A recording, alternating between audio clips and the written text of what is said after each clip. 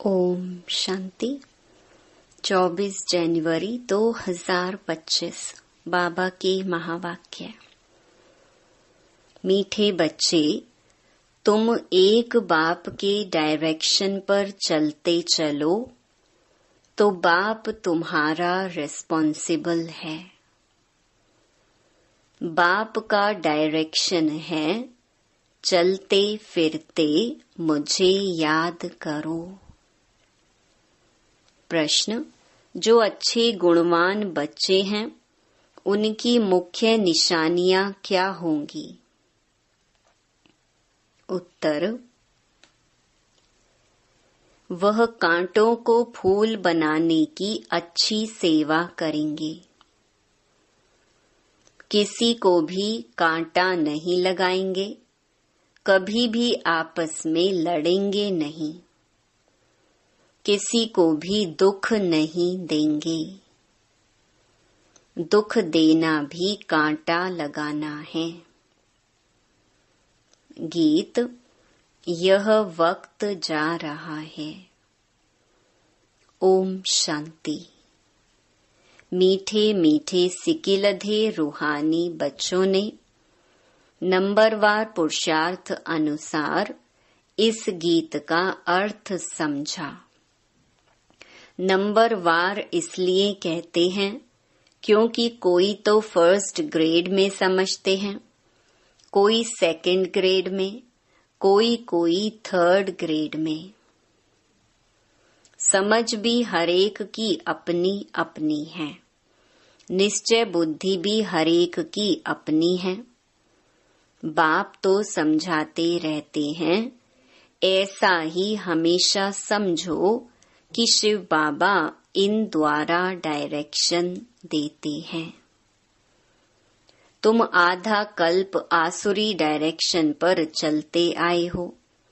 अब ऐसे निश्चय करो कि हम ईश्वरीय डायरेक्शन पर चलते हैं तो बेड़ा पार हो सकता है। अगर ईश्वरीय डायरेक्शन ना समझ मनुष्य का डायरेक्शन समझा तो मूंझ पड़ेंगे।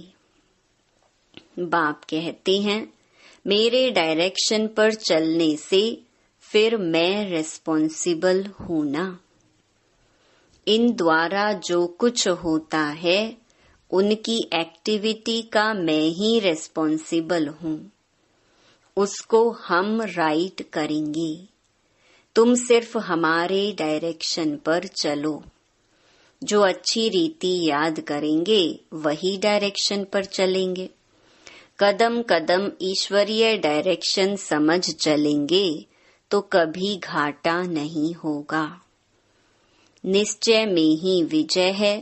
बहुत बच्चे इन बातों को समझते नहीं हैं। थोड़ा ज्ञान आने से देह अभिमान आ जाता है। योग बहुत ही कम है। ज्ञान तो है, हिस्ट्री ज्योग्राफी को जानना यह तो सहज है। यहाँ भी मनुष्य कितनी साइंस आदि पढ़ते हैं, यह पढ़ाई तो इजी है, बाकी मेहनत है योग की। कोई कहे बाबा हम योग में बहुत मस्त रहते हैं, बाबा मानेगा नहीं। बाबा हरेक की एक्ट को देखते हैं। बाप को याद करने वाला तो मोस्ट लवली होगा। याद नहीं करते इसलिए ही उल्टा सुल्टा काम होता है। बहुत रात दिन का फर्क है। अभी तुम इस सीढ़ी के चित्र पर भी अच्छी रीति समझा सकते हो। इस समय है कांटों का जंगल, यह बगीचा नहीं है। यह तो क्लियर समझाना चाहिए कि भारत फूलों का बगीचा था। बगीचे में कभी जंगली जानवर रहते हैं क्या? वहां तो देवी देवता रहते हैं। बाप तो है ही हाईएस्ट अथॉरिटी और फिर यह प्रजापिता ब्रह्मा भी हाईएस्ट अथॉरिटी ठहरे। यह दादा है सबसे बड़ी अथॉरिटी। शिव और प्रजापिता ब्रह्मा। आत्माएं हैं शिव बाबा के बच्चे और फिर साकार में हम भाई बहन सब हैं प्रजापिता ब्रह्मा के बच्चे। ये है सबका ग्रेट ग्रेट ग्रैंड फादर। ऐसे हाईएस्ट अथॉरिटी के लिए हमको मकान चाहिए। ऐसे तुम लिखो फिर देखो बुद्धि में कुछ आता है। शिव बाबा और प्रजापिता ब्रह्मा आत्माओं का बाप और सब मनुष्य मात्र का बाप। ये पॉइंट बहुत अच्छी है समझाने की, परंतु बच्चे पूरी रीति समझाते नहीं हैं, भूल जाते हैं। ज्ञान की मगरूरी चढ़ जाती है। जैसे कि बाप दादा पर भी जीत पा लेते हैं। यह दादा कहते हैं मेरी भल ना सुनो, हमेशा समझो शिव बाबा समझाते हैं, उनकी मत पर चलो। डायरेक्ट ईश्वर मत देते हैं कि यह करो, रेस्पॉन्सिबल हम हैं। ईश्वरीय मत पर चलो। यह ईश्वर थोड़े ही है, तुमको ईश्वर से पढ़ना है ना। हमेशा समझो यह डायरेक्शन ईश्वर देते हैं। ये लक्ष्मी नारायण भी भारत के ही मनुष्य थे। यह भी सब मनुष्य हैं, परंतु यह शिवालय के रहने वाले हैं, इसलिए सब नमस्ते करते हैं। परंतु बच्चे पूरा समझाते नहीं हैं। अपना नशा चढ़ जाता है।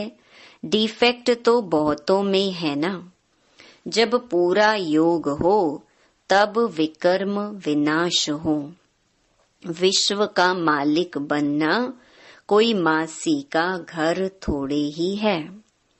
बाबा देखते हैं माया एकदम नाक से पकड़कर गटर में गिरा देती है। बाप की याद में तो बड़ी खुशी में प्रफुल्लित रहना चाहिए। सामने एम ऑब्जेक्ट खड़ी है, हम यह लक्ष्मी नारायण बन रहे हैं।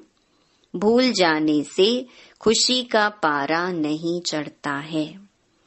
कहते हैं हमको निष्ठा में बिठाओ। बाहर में हम याद नहीं कर सकते हैं, याद में नहीं रहते हैं, इसीलिए कभी कभी बाबा भी प्रोग्राम भेज देते हैं, परंतु याद में बैठते थोड़े ही हैं। बुद्धि इधर उधर भटकती रहती है। बाबा अपना मिसाल बताते हैं। नारायण का कितना पक्का भक्त था।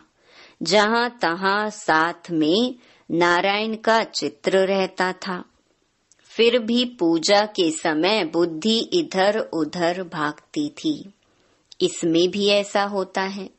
बाप कहते हैं चलते फिरते बाप को याद करो, परंतु कई कहते हैं बहन निष्ठा करावे।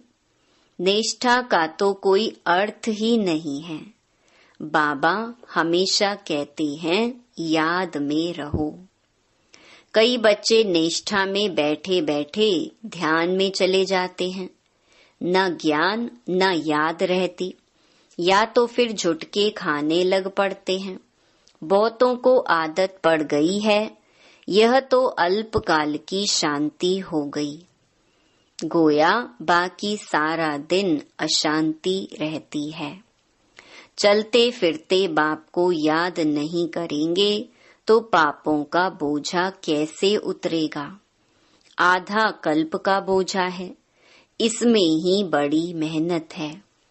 अपने को आत्मा समझो और बाप को याद करो। भल बाबा को बहुत बच्चे लिख भेजते हैं इतना समय याद में रहा, परंतु याद रहती नहीं है। चार्ट को समझते ही नहीं है। बाबा बेहद का बाप है, पतित पावन है, तो खुशी में रहना चाहिए। ऐसे नहीं हम तो शिव बाबा के हैं ना, ऐसे भी बहुत हैं। समझते हैं हम तो बाबा के हैं, लेकिन याद बिल्कुल करते नहीं। अगर याद करते होते तो फिर पहले नंबर में जाना चाहिए। किसको समझाने की भी बड़ी अच्छी बुद्धि चाहिए। हम तो भारत की महिमा करते हैं। नई दुनिया में आदि सनातन देवी देवताओं का राज्य था। अभी है पुरानी दुनिया, आयरन एज। वह सुख धाम, यह दुख धाम। भारत गोल्डन एज था तो इन देवताओं का राज्य था। कहते हैं हम कैसे समझें कि इनका राज्य था। यह नॉलेज बड़ी वंडरफुल है। जिसकी तकदीर में जो है, जो जितना पुरुषार्थ करते हैं, वह देखने में तो आता है। तुम एक्टिविटी से जानते हो, हैं तो कलयुगी भी मनुष्य, तो सतयुगी भी मनुष्य। फिर उन्हों के आगे माथा जाकर क्यों टेकते हो। इन्हों को स्वर्ग का मालिक कहते हैं ना। कोई मरता है तो कहते हैं फलाना स्वर्गवासी हुआ। यह भी नहीं समझते इस समय तो नरकवासी सब हैं। जरूर पुनर्जन्म भी यहाँ ही लेंगे।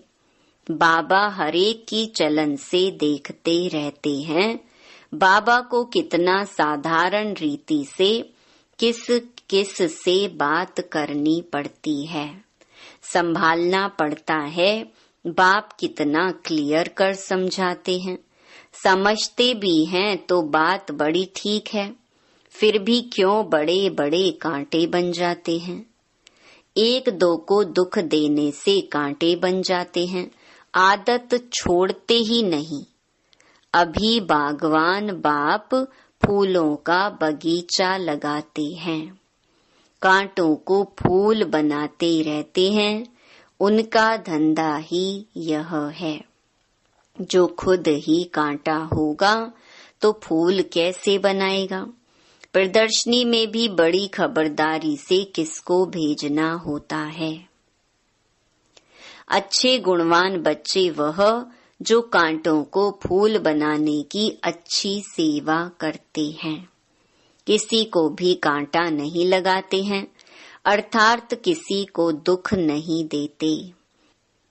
कभी भी आपस में लड़ते नहीं हैं। तुम बच्चे बहुत एक्यूरेट समझाते हो, इसमें किसी की इंसल्ट की तो बात ही नहीं। अभी शिव जयंती भी आती है। तुम प्रदर्शनी जास्ती करते रहो। छोटी छोटी प्रदर्शनी पर भी समझा सकते हो। 1 सेकंड में स्वर्गवासी बनो अथवा पतित भ्रष्टाचारी से पावन श्रेष्ठाचारी बनो। 1 सेकंड में जीवन मुक्ति प्राप्त करो। जीवन मुक्ति का भी अर्थ समझते नहीं हैं। तुम भी अभी समझते हो, बाप द्वारा सबको मुक्ति जीवन मुक्ति मिलती है, परंतु ड्रामा को भी जानना है। सब धर्म स्वर्ग में नहीं आएंगे, वह फिर अपने अपने सेक्शन में चले जाएंगे, फिर अपने अपने समय पर आकर स्थापना करेंगे। झाड़ में कितना क्लियर है। एक सद्गुरु के सिवाय सद्गति दाता और कोई हो नहीं सकता। बाकी भक्ति सिखलाने वाले तो ढेर गुरु हैं। सद्गति के लिए मनुष्य गुरु हो नहीं सकता, परंतु समझाने का भी अक्ल चाहिए। इसमें बुद्धि से काम लेना होता है। ड्रामा का कैसा वंडरफुल खेल है। तुम्हारे में भी बहुत थोड़े हैं जो इस नशे में रहते हैं। अच्छा, मीठे मीठे सिकिलधे बच्चों प्रति माता पिता बाप दादा का याद प्यार और गुड मॉर्निंग। रूहानी बाप की रूहानी बच्चों को नमस्ते। रात्रि क्लास 18 मार्च 1968।